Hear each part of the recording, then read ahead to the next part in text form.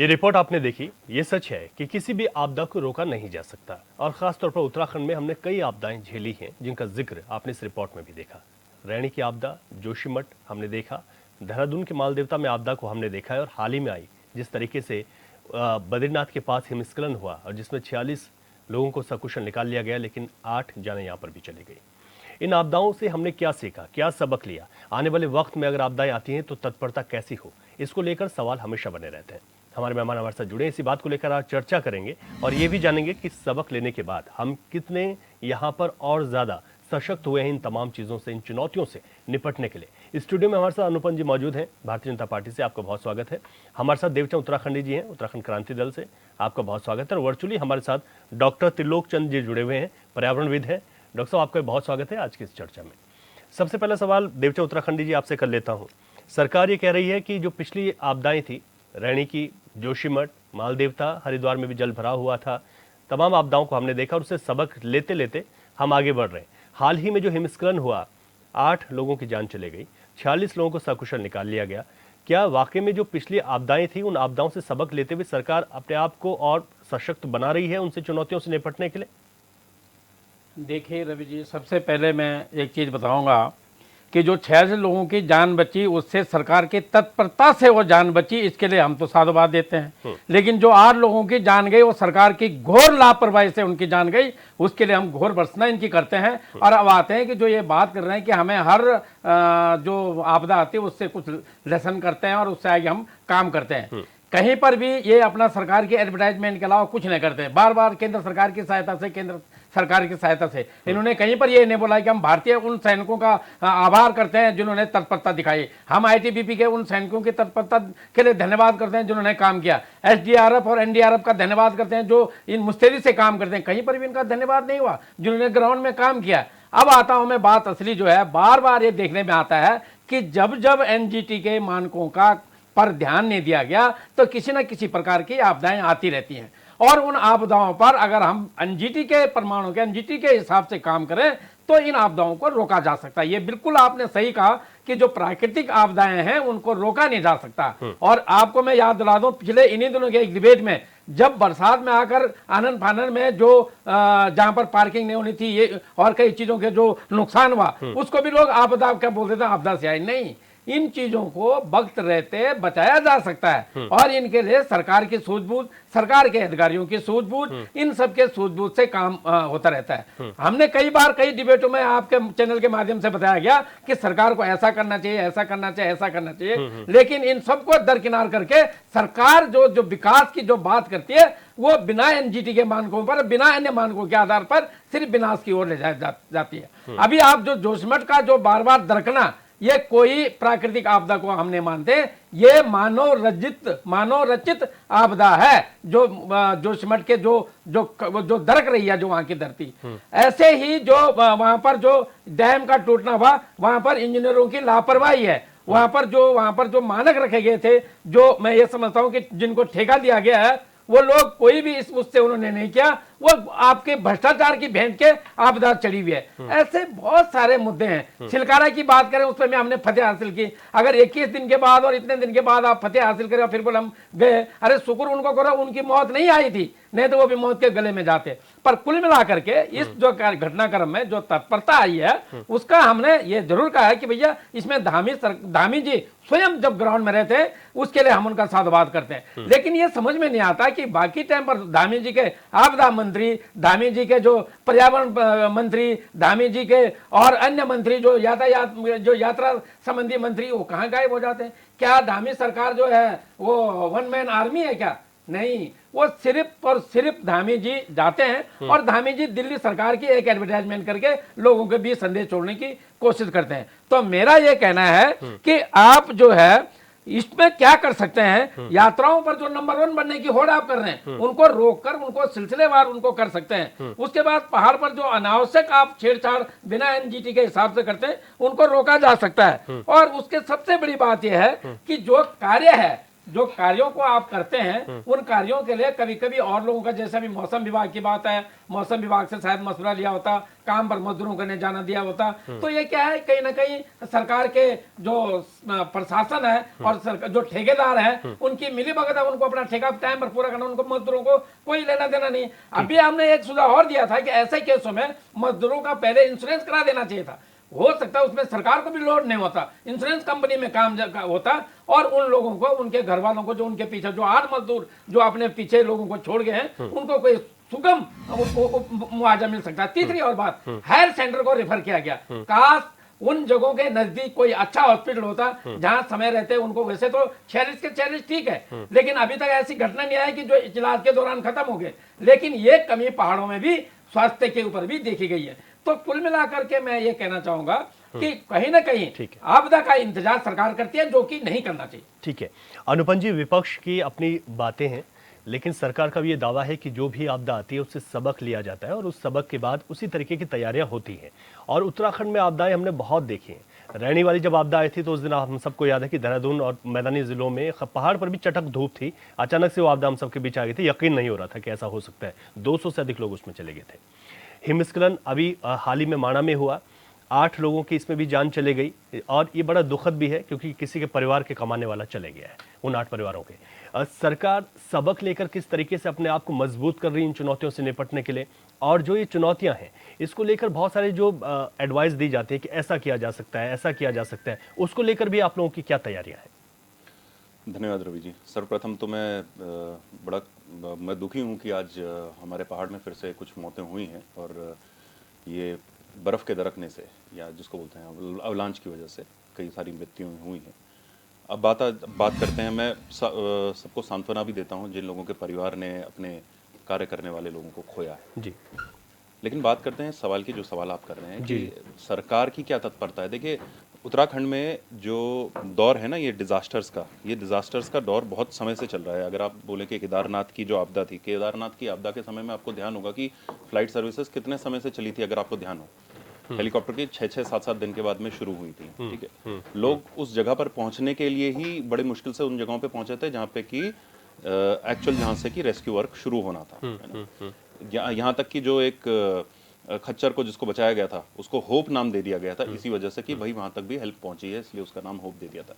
इस तरह के हालातों से हम आज के समय में हम क्या है, आज के समय में अगर हम सिलक्यारा की बात कर रहे हैं, हमारे यूकेडी के प्रवक्ता ने बहुत अच्छे से बताया कि मैं उसको उनकी मौत नहीं आई थी इसलिए जो है वो बच गए। अरे भाई, इतने दिनों तक रेगुलर काम वहाँ पर चला सिलक्यारा की टनल्स पे, कहाँ से, सिर्फ इंडिया से नहीं, इंडिया के बाहर से भी जो थे इंजीनियर्स आए थे, और उसको सिर्फ उस पर्टिकुलर प्रिवेंशन के लिए कि वहाँ पे मौतें ना हो, इस तरीके का काम जो है वहाँ पे उत्तराखंड में चला था। डिजास्टर मैनेजमेंट की एक पूरी टीम वहाँ पर लग गई थी। हिमांशु वडूनी एक डॉक्टर हैं जो कि डिजास्टर मैनेजमेंट के ऊपर ही जिनका काम है। इस तरह की, मतलब मैं ये कहना चाह रहा हूँ कि डिजास्टर मैनेजमेंट के लिए ही स्पेसिफिकली एक डॉक्टर्स हैं कि डिजास्टर मैनेजमेंट, और डिजास्टर मैनेजमेंट जब हो जाता है उसके बाद में किस तरह की बीमारियां फैलेंगी, किस तरह के डिजास्टर्स हो सकते हैं हेल्थ वाइज, उसके लिए स्पेसिफिक टीम बनाई गई हैं। तो इन लोगों से जब बात करेंगे हम लोगों ने, तो पता चला कि भाई कितनी जो रेगुलर सर्विसेज हैं, रेगुलर सर्विस वाले लोग हैं, उनको स्पेसिफिक काम दे दिया गया है। इसका मतलब ये तो है ना कि पूरे साल भर तैयारियां होती हैं, यानी पिछली बार की जो तैयारी हुई होगी और जो आगे की फोरकास्टिंग है उन सबको देखते हुए यहाँ पे काम किया गया था। अब दूसरी बात कर लेते हैं, ये वर्कर्स कहाँ पे काम कर रहे थे? ये वर्कर्स रोड बनाने का काम कर रहे थे। रोड हमारे लिए क्या है? अगर समझ लीजिए रोड्स ही नहीं है हमारे वहाँ, हम ऐसी जगह पे रहते हैं मान्यवर जिस जगह पर रेगुलर कनेक्ट, जो पहाड़ का एक जगह से दूसरी जगह जो हमें कनेक्ट है ना, वो रेगुलर बेसिस पे चाहिए हम लोगों की। चाहे हम हेली सर्विसेज ले लें, चाहे कोई और सर्विसेज ले लें, लेकिन अगर एक जगह दूसरी जगह से रोड से कनेक्टेड नहीं है तो आप ये भूल जाएं कि हम कोई सर्विसेज, कोई मशीनरीज, कोई हेल्प वहां पर पहुंचा सकेंगे। उस चीज का काम कर रहे थे। क्लाइमेट वार्निंग्स आई थी, कहां पे आई थी क्लाइमेट वार्निंग्स? सिर्फ चमोली के सिर्फ उस माना जगह पे आई थी? हर जगह पे आई थी ना। तो उसके लिए जो डिजास्टर मैनेजमेंट है, वो डिजास्टर मैनेजमेंट क्या रोड्स की सर्विसेज उसमें नहीं जाती हैं। तीसरी चीज ये बात कर रहे हैं कि एनजीटी की छेड़छाड़, क्या ये चमोली वाला जो डिजास्टर वो एनजीटी की छेड़छाड़ से आया था? समझिए मैं क्या कह रहा हूं कि हमारे यहाँ सवाल इस समय यह है कि क्या हम डिजास्टर मैनेजमेंट के लिए पूर्णतः तैयार हैं? मैं कहता हूं कि पूर्णतः तैयार नहीं है, लेकिन हमने बहुत बड़ा जो दायरा है उसको हम लोगों ने कवर कर दिया। इस सवाल के दो हिस्से हैं, एक पर्यावरण चेंज, क्लाइमेट चेंज। हाँ, हम क्लाइमेट चेंज जो हो रहा है उसको एड्रेस करने में अभी बहुत पीछे हैं, ये मैं मानता हूं। परंतु जब सरकार काम कर रही है, बोलते हैं कि हमने बीएसएफ को धन्यवाद नहीं दिया। आप ही के चैनल पे क्या धन्यवाद नहीं हुआ था? है? और सिर्फ वहां तक का नहीं, हम लोगों को नहीं पता कि हमारी फौज क्या कर रही है।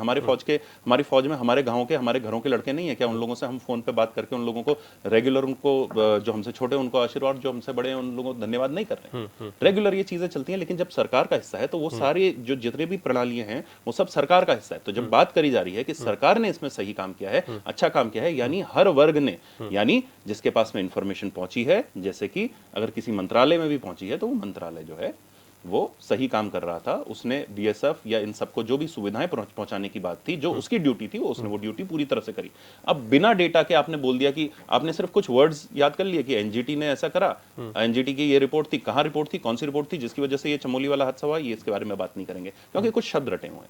उसके बाद में आपने एक हल्का सा ऊपर का एक अपने और एक इल्जाम लगा दिया कि हमने जो है इधर धन्यवाद नहीं करा, उधर धन्यवाद। अरे भाई, अभी तो इन लोगों की असिस्टेंसेस चल रही हैं, अभी ये पूरा काम रुका नहीं है। पहले हम लोग सारा काम कर लें। ये तो मीडिया बोल रही है, पब्लिक बोल रही है कि सरकार ने अच्छा काम किया है, तो वो हम भी सुन रहे हैं, आप भी सुन रहे हैं।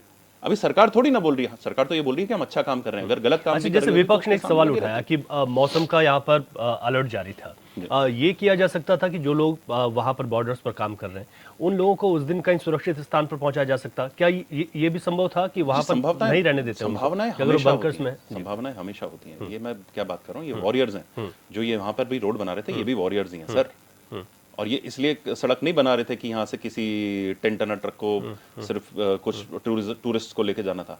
ये इसीलिए था कि वहां पर अगर किसी जो उसके आगे जो गांव हैं या जो उसके आगे जो हमारे यहाँ जो सुविधाएं पहुंचाने के लिए या जो सेफ्टी मेजर्स हैं उन सबको अगर हमको बरकरार रखना है तो उस समय इस चीज की आवश्यकताएं थी। परंतु हाँ, जब क्या होता है ना कि जब एक बार जब आप मैच हार जाते हैं, क्रिकेट मैच भी हार जाते हैं, तब आप बोलते हैं कि भाई अगर हमने इस पर्टिकुलर ओवर में अच्छे रन बना लिए होते तो फिर ये चला जाता। ये क्रिकेट मैच नहीं है, ये एक तरह से हमारे ये जो बिल्कुल बॉर्डर एरियाज हैं जहां पर हम लोग सुविधाएं नहीं पहुंचा पा रहे थे पहले, उन जगहों को एक तरह से शहरी और गांव के और जो बिल्कुल बॉर्डर एरियाज है उन सब की लाइफस्टाइल को एक तरह करने का तरीका हम लोग बना रहे हैं। ये वॉर फ्रंट पे काम होता है। We are talking war, we are not talking cricket match here. ठीक है, डॉक्टर त्रिलोक जी हमारे साथ हैं, पर्यावरणविद हैं।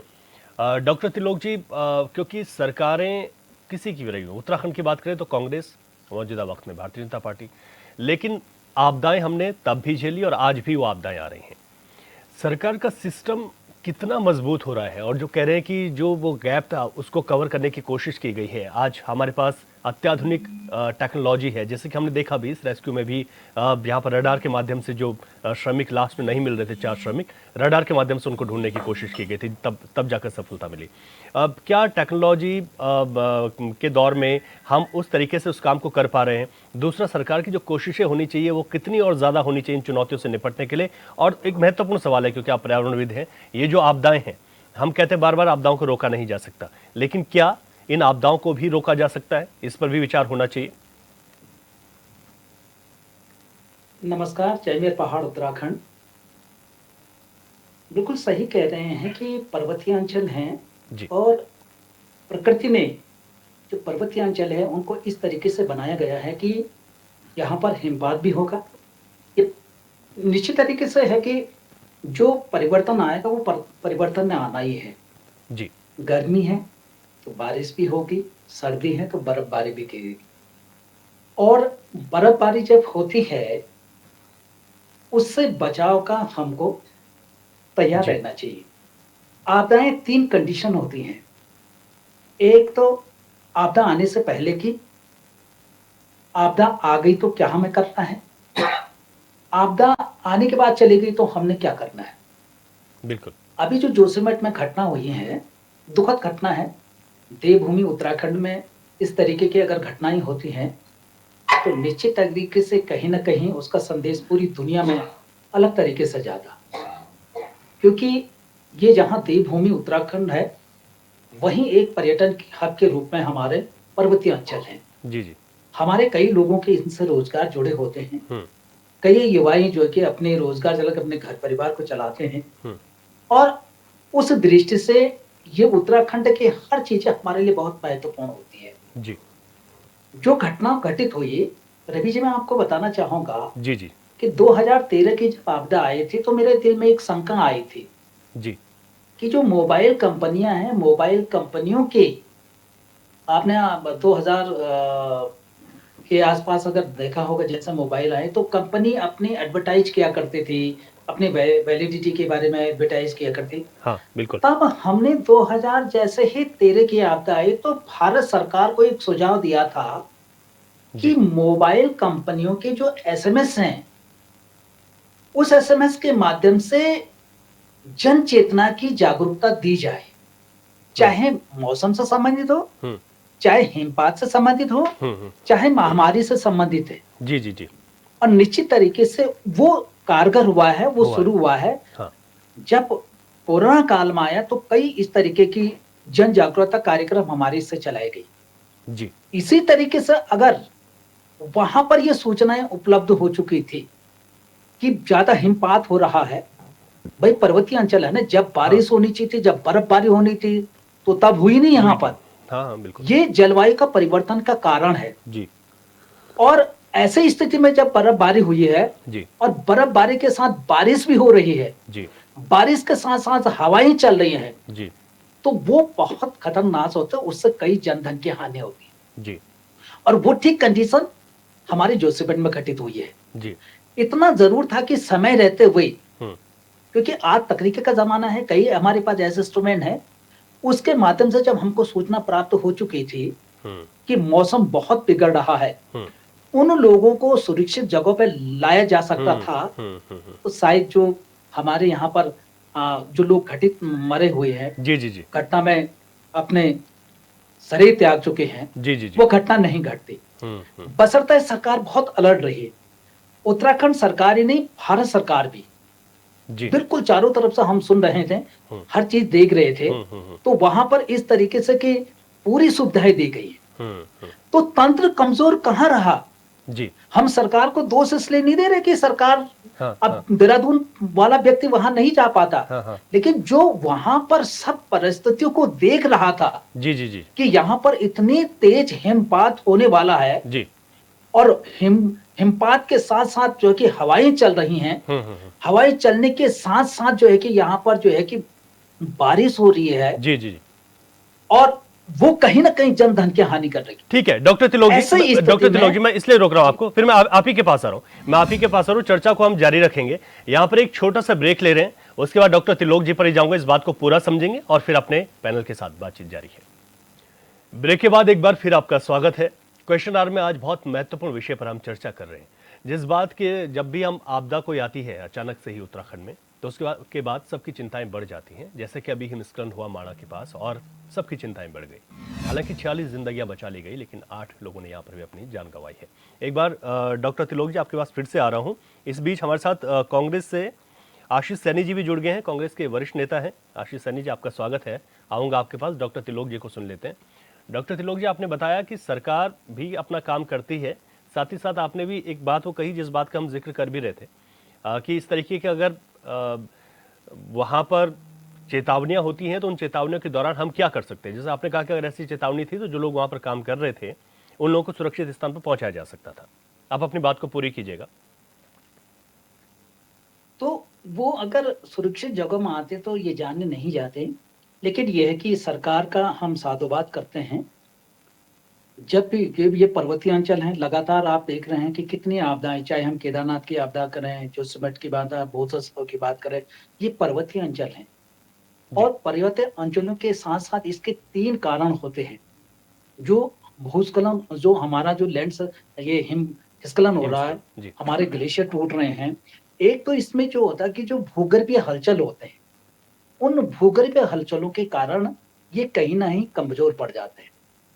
दूसरा कारण क्या होता है कि जो वनों का कटान होता है, वन हम प्राकृतिक वनस्पति का हम दोहन कर रहे हैं, कटान कर रहे हैं, ये कहीं ना कहीं हमारे जो है हमारे ग्लेशियरों को प्रभावित करते हैं।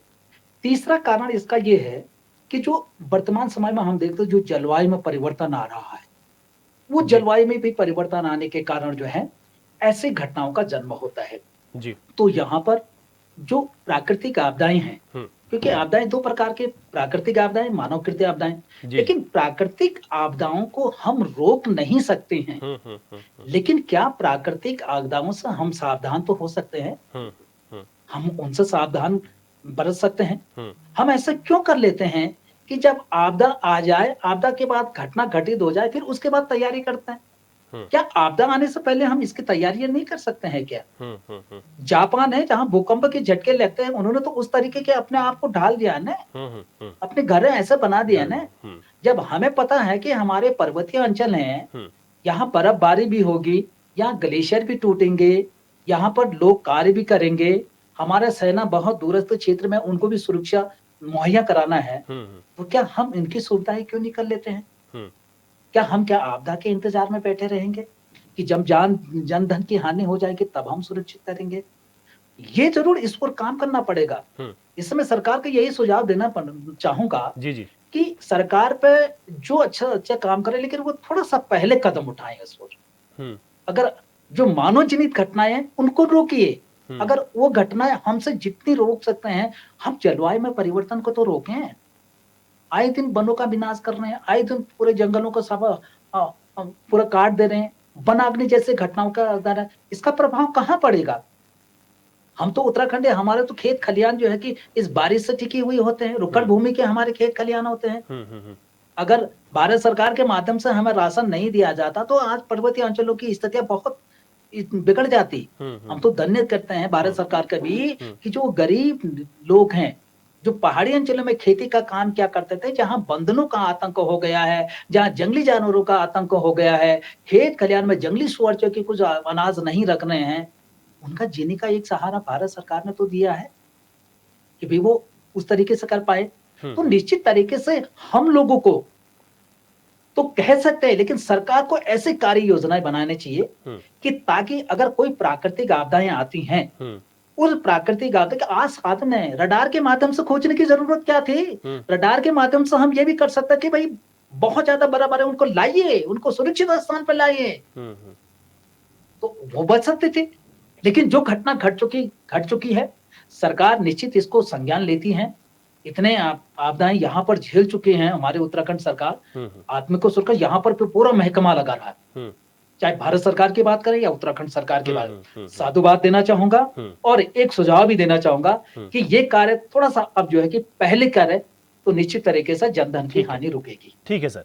कांग्रेस के वरिष्ठ नेता आशीष सैनी जी वर्चुअल हमारे साथ जुड़ गए हैं।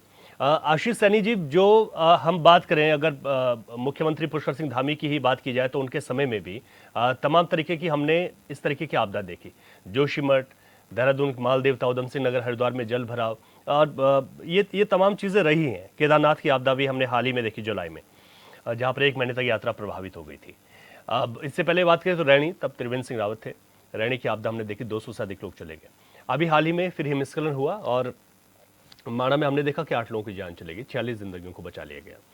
सरकार ये कह रही है कि हम जितनी भी आपदाएं आती हैं उससे सबक लेते हुए अपने आप को और इन चुनौतियों से लड़ने के लिए तैयार कर रहे हैं, और आज बहुत बेहतर तरीके से इस पर काम किया जाता है।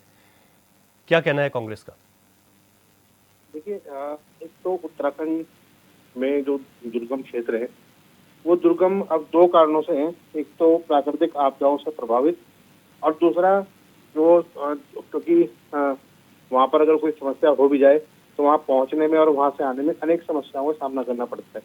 कोई भी राज्य सरकार हो, चाहे ये वर्तमान सरकार की बात करूंगा, चाहे पूरा अधिकारियों का सिस्टम हो, कोई नहीं चाहता कि कोई आपदा हो। निश्चित रूप से सबकी संवेदनाएं अगर कोई घटना घटती है तो एक मानव होने के नाते मानवता के प्रति रहती है जी। लेकिन जो मैंने कल भी एक बात कही थी, परसों आपके चैनल पे, कि जो समस्याएं मानव द्वारा बुलाई गई है, और मैं कहूँगा कि अधिकारियों द्वारा या पूंजीवादियों द्वारा बुलाई जाती है, ये आपदा सबसे अधिक खतरनाक है। इससे निपटने का काम सरकार कर सकती है। ये क्या आपदा है? नंबर 1, जो नियमावली बनी होती है दुर्गम क्षेत्रों में काम करने की, और कर्मचारियों की, अधिकारियों की। जैसे कोई बिल्डिंग बनती है हाई राइज, तो सभी मजदूरों को, काम करने वालों को हेलमेट पहनना पड़ता है, चाहे वो इंजीनियर भी क्यों ना हो। तो ये चीजें बनाई जाती है इसलिए कि ताकि कोई दुर्घटना होने की स्थिति में सुरक्षा के इंतजाम किए जा सके। तो हम लोग तो ये कहेंगे कि आप सुरक्षा के इंतजाम करने के लिए जो भी प्रयास करेंगे, कांग्रेस पार्टी साथ खड़ी होगी। आप कांग्रेस से सुझाव मांगेंगे तो निश्चित रूप से आपको सुझाव भी मिलेंगे, लेकिन सरकार को 2 चीजें बंद करनी पड़ेंगी। नंबर 1, जो पूंजीपतियों से SOP जो जारी होती है, नियमावली जारी होती है, उसके बदले जो उनको धन मिलता है उसके प्रति उन्हें अपना जो प्रेम है वो छोड़ना पड़ेगा। दूसरा, निश्चित रूप से प्रत्येक मानव का जीवन उतना ही कीमती है जितना मेरा जीवन कीमती है, तो इस सोच के साथ आगे बढ़ना पड़ेगा। पहली चीज तो यही है। दूसरी चीज यही है कि जो कंपनियां काम करती हैं वो सबका ग्रुप इंश्योरेंस भी करती हैं, और जो इंश्योरेंस कंपनियां हैं ये एसओपी का पालन हो रहा है नहीं हो रहा है, ये ऑब्जर्वेशन करने की जिम्मेदारी यदि कार्यदायी विभाग की है, तो ये जिम्मेदारी कहीं ना कहीं इंश्योरेंस कंपनियों की भी है।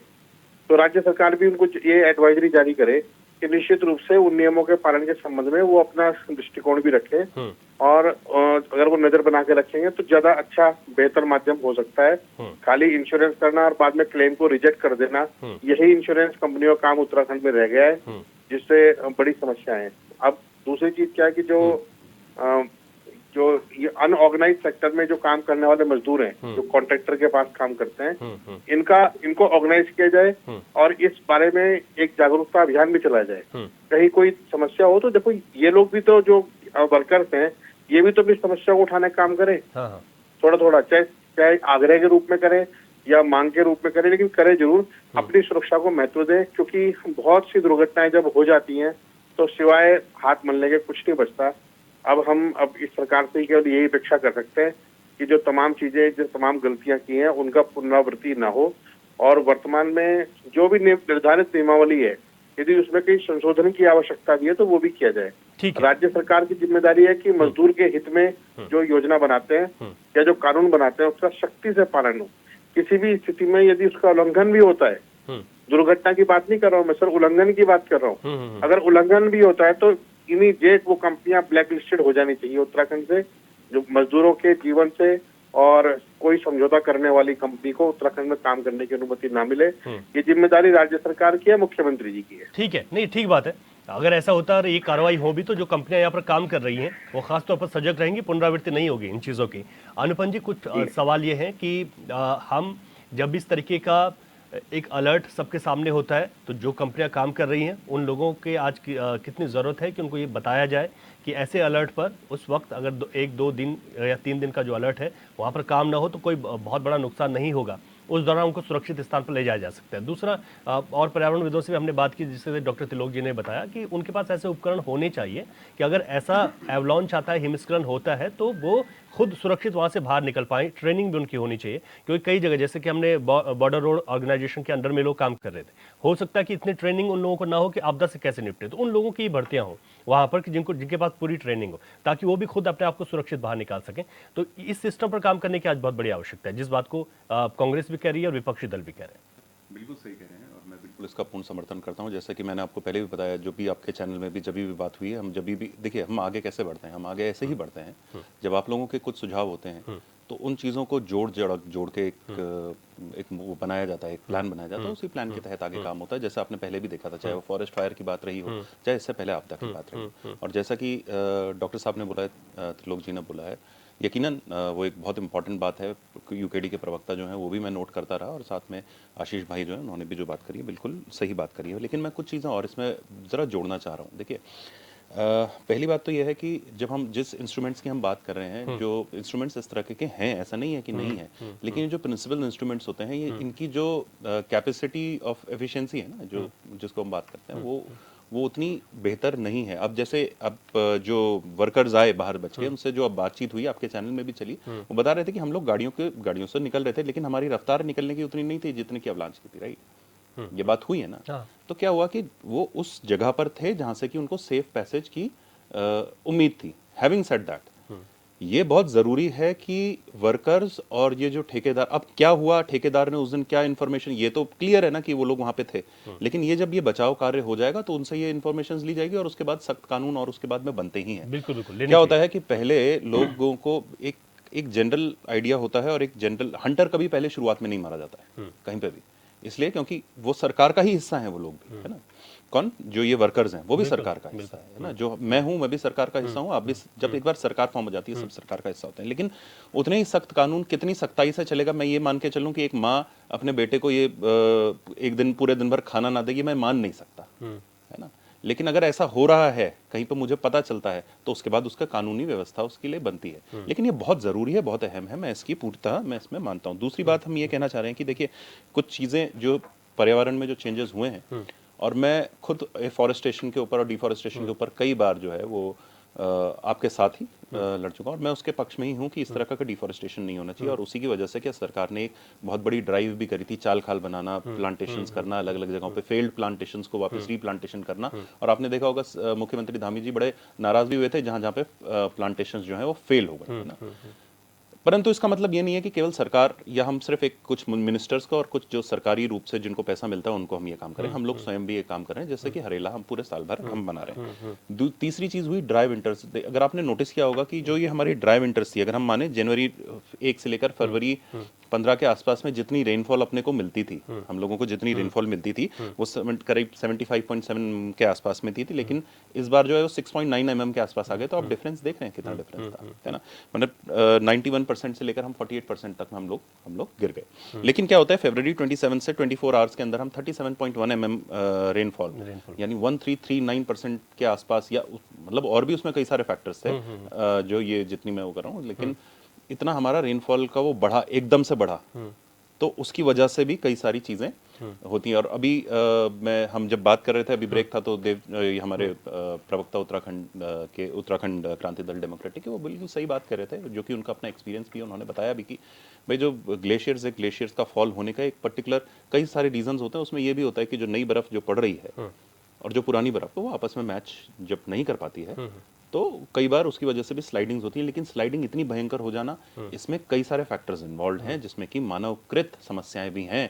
परंतु मानवकृत समस्याएं कितनी % हैं, कितना उसमें कितना वेग उसकी वजह से डेवलप हो रहा है, हो तो रहा है, लेकिन कितना हो रहा है उसको कंट्रोल करने की जहां तक बारी आती है, तो 2017 से रेगुलर हम लोग इसके ऊपर काम कर रहे हैं। रेगुलर उन जगहों पर जो कि हमारे जितने भी गांव हैं उन जगहों पे हम लोग ये, जैसे मैंने बताया कि चाल खाल का बनना, फायर लाइंस का बनना, और उसके साथ साथ में मॉसेस का, जिसको हम बोलते हैं स्पंज ऑफ द नेचर, है ना, जिसको बुग्याल जिनको बोलते हैं, बुग्याल के प्रोटेक्शन के लिए काम करना। तो इन सब के ऊपर में कार्य लगातार कर रहा है और ज्यादा तेजी से होना है। लेकिन जितना हम डैमेज कर चुके हैं एनवायरमेंट को, टाइम लेगा एनवायरनमेंट, उतनी त्रासदी, उतना जो पनिशमेंट है हमको झेलना पड़ेगा। लेकिन हम उसके ऊपर निरंतर काम कर रहे हैं और जल्दी ही ये सरकार ऐसी है जो इस कार्य को पूर्ण करे बिना दम नहीं लेगी। जहां तक बात है इमरजेंसी कंडीशंस की, हम इमरजेंसी में आपने देखा कि किस तरीके से एक स्टेट का जो मुख्यमंत्री है, जो उसका मुखिया है, वो उसी जगह पर खड़ा हो जाता है, तब तक नहीं हिलता है जब तक कि वहां से कार्य पूरा नहीं होता, चाहे वो सिलक्यारा टनल की बात हो,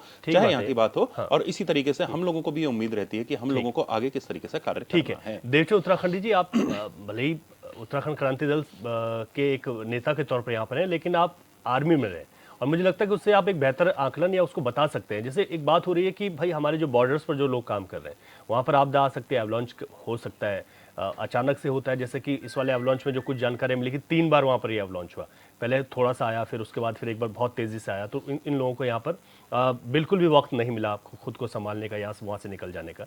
अब बात आती है कि सेफ्टी मेजर, अगर हम अपनी सुरक्षा को लेकर वहाँ पर काम करें तो वो सुरक्षा किस तरीके की होनी चाहिए और क्या सरकारें उस सुरक्षा को देखते हुए बॉर्डर्स पर काम करा रही हैं? देखिए, सबसे पहले तो मैं डॉक्टर चंद साहब का बहुत धन्यवाद करता हूं कि उन्होंने काफ़ी बिंदुओं को छुआ जो हम कहना चाह रहे थे। हम तो तीखे बोल देते हैं, सीधे बोल देते हैं। डॉक्टर साहब ने बड़े अच्छे लहजे में, बड़े अच्छे ढंग से इस बात को समझाया। बाकी आज आशीष नेगी साहब ने भी जितना सकारात्मक इन बातों पर पहल की बात की कि ट्रेनिंग होनी चाहिए, वो मेरा जो आपका सवाल मेरी तरफ था वो उसी से संबंधित है। अब हम ये देखते हैं कि जब इन्वायरमेंट अलग अलग है, अगर एवलांच एरिया है और वहाँ कोई मजदूर काम कर रहा है तो निसंदेह उनको इस चीज़ की भी ट्रेनिंग होनी चाहिए कि बाय द वे ऐसा होता है तो क्या करना चाहिए। दूसरी बात वो भी मानना चाहिए कि मौसम विभाग ने पहले चेतावनी दी तो उस हिसाब से, जो अभी खुद सैन्य साहब बता रहे थे भाई 1-2 दिन में अगर काम नहीं करेगा तो उतना उसमें काम होना चाहिए। तो ये कहीं ना कहीं इसमें शक का दायरा जाता है, इसलिए हम कह रहे हैं। बाकी दूसरी बात, जहाँ तक रही बात मजदूरों की, तो उनको वो भी जो है एक देश के लिए काम कर रहे हैं, राज्य के लिए काम कर रहे हैं, अपने परिवार के लिए काम कर रहे हैं, तो उनकी सुरक्षा का विशेष ध्यान ये रखना चाहिए। कई बार हम यहाँ भी देखते हैं कि आनन फानन में या किसी कॉन्ट्रैक्टर की वजह से या किसी वजह से बिल्डिंग में ऊपर चढ़ा हुआ आदमी नीचे गिर जाता है, तो वो आपदा नहीं है, वो एक किस्म से जो है वो एक भ्रष्टाचार की जड़ है कहीं ना कहीं से, जो आनन फानन में किसी आदमी की जान पर खेला गया है।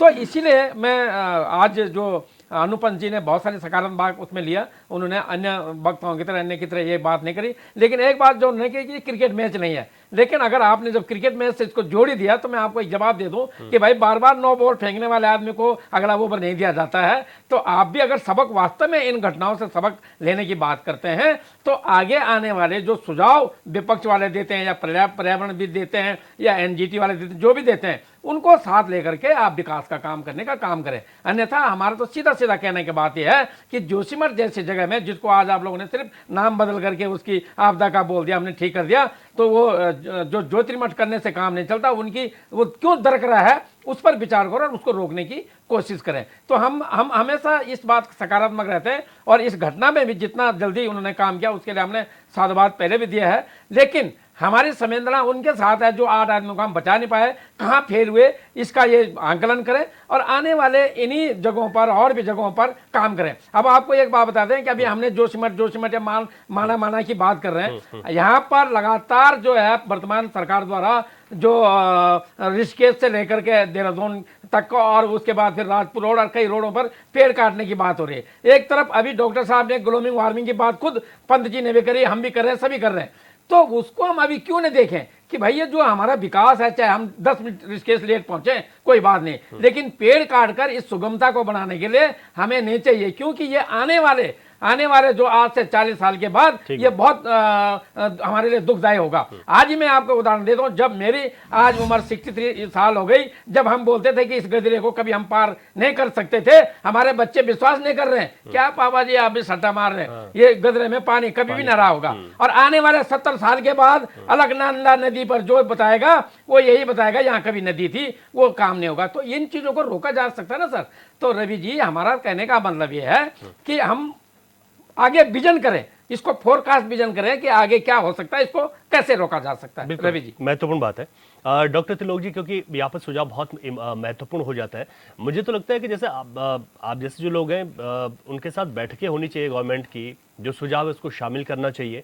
अधिकारी योजनाएं बना सकते हैं, लेकिन जो सुझाव है वो इस तरीके के मुद्दों पर, आपदा जैसे मुद्दों पर बहुत महत्वपूर्ण हो जाते हैं और उन सुझावों को शामिल भी करना चाहिए। डॉक्टर त्रिलोक जी। बिल्कुल रवि जी, आप सही कह रहे हैं कि ये जो आपदा में हम जोशीमठ की बात कर रहे हैं, ऐसे ही अगर हमारे जो पशु चारक होते हैं, बकरियां चराने वाले होते हैं, बुग्यालों में रहते हैं, हाँ, उनके साथ भी तो ये घटना घटती है। क्या उनको सुरक्षित हमने नहीं करना है? उनके लिए भी तो योजनाएं बननी चाहिए।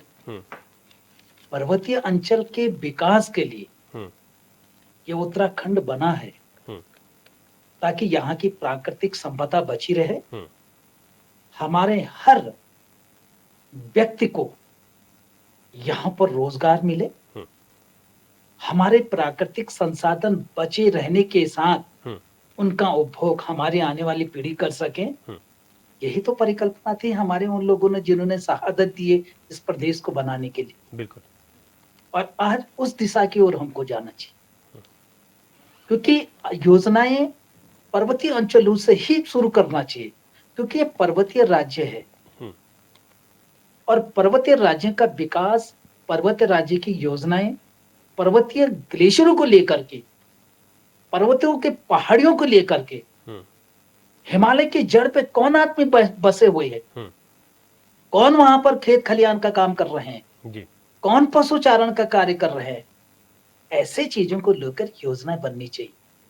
और जब ये योजना सामने आएगी तो निश्चित तरीके से आपदा से बचाव सबसे पहले होगा उसमें, क्योंकि आपदा आएगी, क्योंकि प्राकृतिक चीजें हैं और प्रकृति ने इस चीजें बनाए हैं कि पर्वत पहाड़ बने, यहाँ पर गिरेगी।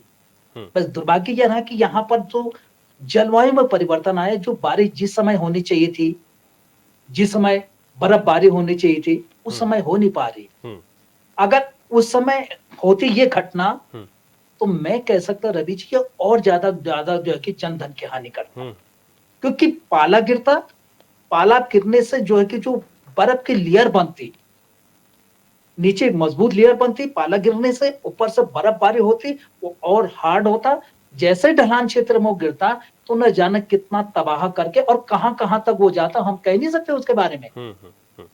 इसलिए कार्य योजनाएं जो है कि उन लोगों के लिए भी बननी चाहिए जो ऐसे पर्वतीय अंचलों के, ऐसे हिमालय की जड़ों में ऐसे जगह रहते हैं, हाँ। उनको भी एक सुरक्षित स्थान पर रखना चाहिए, उन्हें एक सुरक्षित जगह देना चाहिए। हाँ।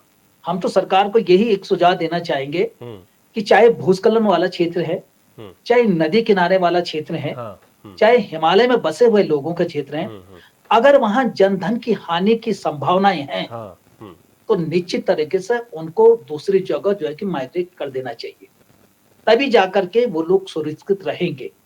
और निश्चित है कि भाई वहां पर आपदा आने के बाद भी तो हम उनको कहीं ना कहीं बसा रहे हैं, बिल्कुल बिल्कुल हमारा पैसा तो खर्चा हो ही रहा है ना, बिल्कुल सर, बहुत महत्वपूर्ण सुझाव है, सरकार बहुत महत्वपूर्ण सुझाव का है। पैसा तो लगे रहा है उनके। हाँ, महत्वपूर्ण सुझाव है कि ऐसी जगहों क्यों को ना हम इससे पहले कर ले, हमने रिटर्न में दिया ये सुझाव। हाँ हाँ, अच्छा, रवि जी, मैं सुझाव भी देता हूं, सरकारों को जी, जी, सुझाव जी, भी बिल्कुल, देते रहता हूं कि बिल्कुल।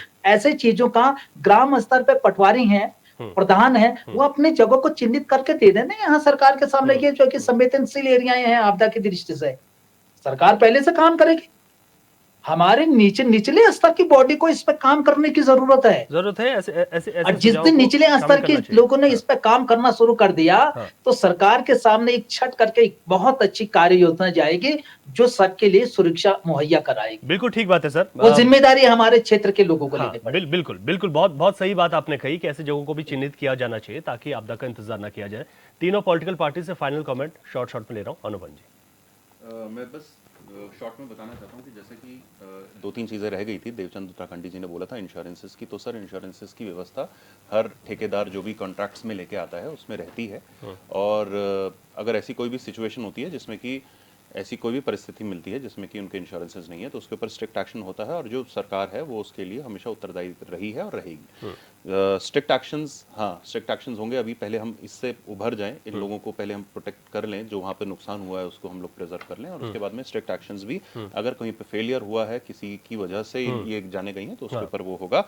इसमें मैं बिल्कुल, इसमें कोई भी कोताही नहीं होगी। तीसरी बात है कि जो ये डिफॉरेस्टेशन की बात हो रही है, ग्लोबल वार्मिंग की बात हो रही है, ये सिर्फ चिंता का विषय कि ऐसा नहीं है कि केवल एक वर्ग पे है, ये पूरे उत्तराखंड के लिए और उत्तराखंड नहीं पूरे देश के लिए। उत्तराखंड क्योंकि उत्तराखंड में हम लोग हैं, हम लोग इसके लिए जिम्मेदार हैं, हमारी ये जिम्मेदारी है, नैतिक जिम्मेदारी है इसको बचाने के लिए। इसीलिए सरकार जो है, आपने देखा होगा सरकार का इतना फ्री हैंड है कि अगर कोई डिसीजन वो लोग भी ले रहे हैं तो हम लोग बीइंग इन दी पार्टी भी हम लोग उसके उनके अगेंस्ट भी बोलते हैं। जैसे कि आपने देखा होगा, चाहे वो पेड़ कटान की जब बात हुई थी तो उसमें कौन थे, उनमें पीएल करता हम लोग भी थे और सरकार के भी कई हिस्सेदार थे जो कि ब्यूरोक्रेट्स के अगेंस्ट में थे। चौथी बात मैं ये कह रहा हूँ कि सर ने जैसे कि बात करी है डॉक्टर साहब ने, वैसे ही हम लोग बात कर रहे हैं कि बुग्यालों की प्रोटेक्शन के लिए रेगुलर काम चल रहा है, जिसकी वजह से क्लाउड बर्स्ट भी एक समस्या होती थी जिसको हम बोलते थे स्पंज ऑफ द नेचर, वो उसको प्रोटेक्शन की बात हो रही थी।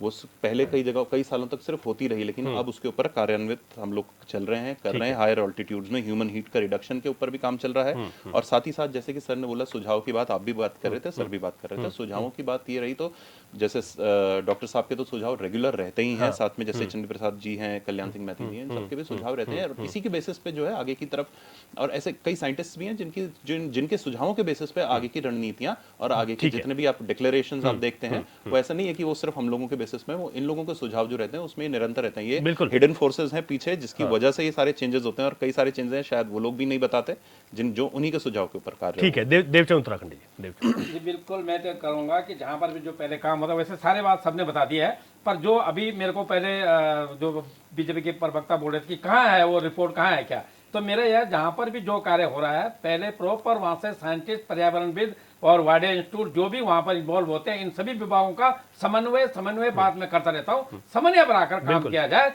उसके बाद निस्संदेह लापरवाही नहीं होनी चाहिए, लापरवाही नहीं होनी चाहिए। आशीष सैनी जी, आशीष सैनी जी। हमारा सर यही कहना है कि जो लापरवाही है, जो बिंदु पर उठाना चाह रहा हूँ, ये जो लापरवाही होती है, हाल एसओपी बनी हुई है, सब पर्यावरणविदों की रिपोर्ट भी है, मौसम की रिपोर्ट भी है, लापरवाही होती है, उसके पीछे का जो भ्रष्टाचार है इसको पकड़ने की जरूरत है।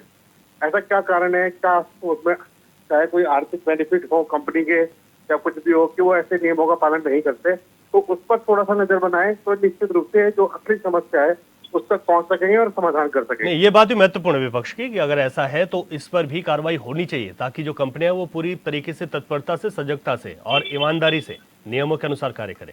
आप सभी मेहमानों का बहुत बहुत शुक्रिया आज की इस चर्चा में भाग लेने के लिए। क्वेश्चन आवर में आज हमने बात की है आपदा पर, उत्तराखंड में आपदा आती हैं, कई आपदाएं हमने झेली और उन आपदाओं का दंश बहुत लंबे वक्त तक रहता है। लेकिन सरकार की जो कोशिशें हैं वो और ज़्यादा आज जो उन चुनौतियों से निपटने के लिए होनी चाहिए, ताकि ऐसी आपदाएं आती हैं तो उनको हम उन चुनौतियों को पार कर सकें। आने वाले वक्त में फिर हमारे सामने एक मानसून सीजन भी होगा, फिर इस तरीके की आपदाएं आएंगी, लेकिन हम उससे पहले कितना अलर्ट हो, बैठ के होनी चाहिए और साथ ही साथ जो सुझाव देते हैं उन सुझावों पर काम भी सरकार को करना चाहिए।